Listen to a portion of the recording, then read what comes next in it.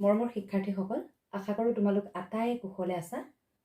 আজি মই তোমালোকৰ সমাজ বিজ্ঞানৰ জীৱিকা আৰু পৰস্পৰ নিৰ্ভৰশীলতা এই পাঠটোৰ লগত সংগতি ৰাখি জীৱিকানো কি সেই কথাটো আলোচনা কৰিবলৈ লৈছোঁ। তোমালোকে প্ৰত্যেকেই তোমালোকৰ ঘৰৰ ডাঙৰসকলক, তোমালোকৰ দেউতা, খুৰা, বৰদেউতা এওঁলোকক দেখিছা।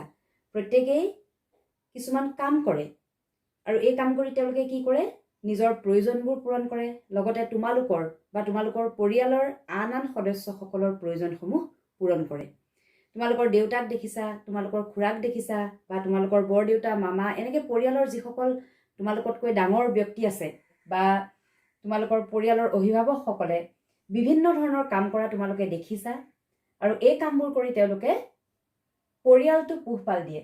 এইদৰে মানুহে নিজৰ লগতে পৰিয়ালৰ প্ৰয়োজন পূৰাবলৈ কৰা কামটোকেই বৃত্তি বা জীৱিকা বোলে। এতিয়া তোমালোকে দেখিছা নিশ্চয় তোমালোকৰ ঘৰত বা তোমালোকৰ ওচৰ চুবুৰীয়া মানুহে খেতি বাতি কৰে। খেতি বাতি কৰা নিশ্চয় দেখিছা। এই খেতি বাতি কৰা লোকসকলক আমি কৃষক বুলি কওঁ। এইটো এটা বৃত্তি। ঠিক সেইদৰে কিছুমান মানুহে কাপোৰ কানি বয়। কাপোৰ বোৱা লোকসকলক আমি শিপিনী বুলি কওঁ। এইটো এটা বৃত্তি। কিছুমানে কাপোৰ চিলাই, তেওঁলোকক দৰ্জী বুলি কওঁ। এইটো এটা বৃত্তি। কিছুমানে ঘৰ সাজে বা বিভিন্ন বস্তু নিৰ্মাণ কৰে, সেইসকলক আমি মিস্ত্ৰী বুলি কওঁ। কিছুমানে আমাক চিকিৎসা সেৱা আগবঢ়ায়, সেইসকলক আমি চিকিৎসক বুলি কওঁ। গতিকে এনেকুৱা বিভিন্ন ধৰণৰ বৃত্তি আমি আমাৰ সমাজ জীৱনত দেখিবলৈ পাওঁ আৰু এই কামবোৰ কৰি আমি কি কৰোঁ, আমাৰ জীৱিকা নিৰ্বাহ কৰোঁ, অৰ্থাৎ আমাৰ প্ৰয়োজনসমূহ আমি পূৰণ কৰোঁ, লগতে আমাৰ পৰিয়ালৰ প্ৰয়োজনসমূহো আমি পূৰণ কৰোঁ। মই মাত্ৰ কেইটামান উদাহৰণ দিছোঁ আৰু বহু এনেধৰণৰ বৃত্তি আছে। যেনে কমাৰসকলে কি কৰে, লুৰ কাম কৰে, তেওঁলোকে দা কটাৰ ইত্যাদি নিৰ্মাণ কৰে। তাৰপিছত আকৌ কুমাৰে কি কৰে, মাটিৰ পাত্ৰ গঢ়ে। ঠিক সেইদৰে আমি দোকানী বা ব্যৱসায়ী দেখিছোঁ, যিসকলৰ পৰা আমি বিভিন্ন বস্তু কিনি আনো। বিভিন্ন বনুৱা দেখোঁ, যিসকলে বিভিন্ন ধৰণৰ কাম কৰে বনুৱাসকলে। ঠিক সেইদৰে আমি অভিযন্তা দেখোঁ, শিক্ষক দেখোঁ, যিসকলে আমাক পঢ়ায়। আৰক্ষী দেখোঁ, যিসকলে নিয়ম শৃংখলা বৰ্তাই ৰখাত সহায় কৰে, প্ৰশাসন ব্যৱস্থাটো চলোৱাত সহায় কৰে। গতিকে এনেধৰণৰ বিভিন্ন বৃত্তি আমি আমাৰ সমাজ জীৱনত দেখিবলৈ পাওঁ।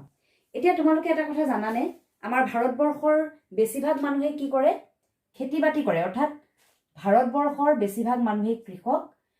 আমাৰ দেশৰ প্ৰায় 70% লোকেই খেতি বাতি কৰি জীৱিকা নিৰ্বাহ কৰে।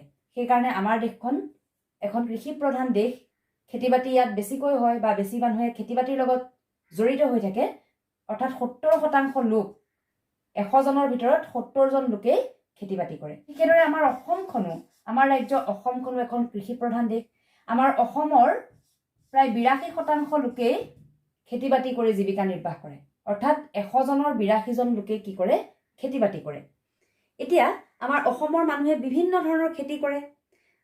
ধান, চাহ, মৰাপাট, সৰিয়হ, কুঁহিয়াৰ, শাক পাচলি, নানান ফল মূল ইত্যাদি অসমত উৎপাদন হয়। কাৰণ অসমৰ মাটি পলসুৱা, সাৰুৱা, সেইকাৰণে ইয়াত খেতি বাতি ভাল হয়।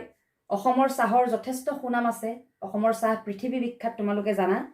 অসমত প্ৰধানকৈ খেতি বাতি কৰা হয় আৰু লগতে অসমৰ বহু লোক বয়ন শিল্পৰ লগত জড়িত। বয়ন শিল্প মানে বোৱা কটাৰ লগত জড়িত, কাপোৰ বোৱা কটা ইত্যাদি কামৰ লগত জড়িত হৈ থাকে। অসমৰ শুৱালকুছিৰ নাম তোমালোকে জানা। শুৱালকুছি পাট মুগাৰ কাপোৰৰ কাৰণে বিখ্যাত। শিক্ষাৰ্থীসকল, তোমালোকে নিশ্চয় জীৱিকা মানে কি বুজি পালা। আমি পৰৱৰ্তী শ্ৰেণীত অসমৰ কৃষি আৰু বয়ন শিল্প এই দুটা বিষয়ে কিছু কথা আলোচনা কৰিম।